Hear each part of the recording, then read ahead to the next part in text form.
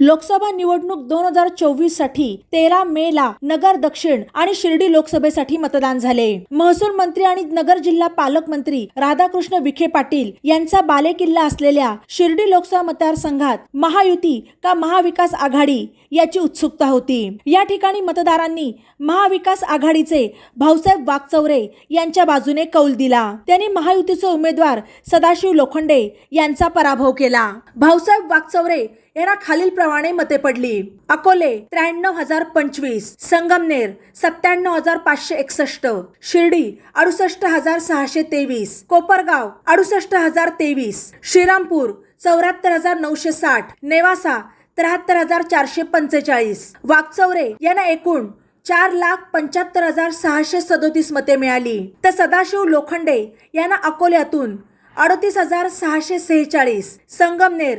66,988, शिर्डी 81,994, कोपरगाव 74,752, श्रीरामपूर 86,545, नेवासा 76,573। लोखंडे यांना एकूण 4,25,498 मते मिळाली। तर शिर्डी लोकसभा मतदारसंघातून वंचित आघाडीच्या उत्कर्षा रूपवते यांना अकोल्यातून 8,840, संगमनेर मधून 10,923, शिर्डीतून 18,891, कोपरगाव मधून 17,760, श्रीरामपूर मधून 22,028, नेवाशातून 12,306, उत्कर्ष यांना एकंदरीत 90,748 इतके मतदान झाले।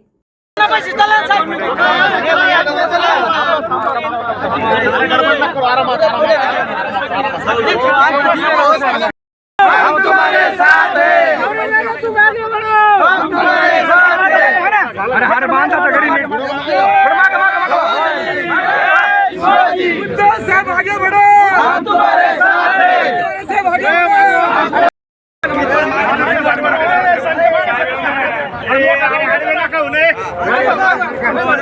अरे आवाज कुणाचा, आवाज कुणाचा,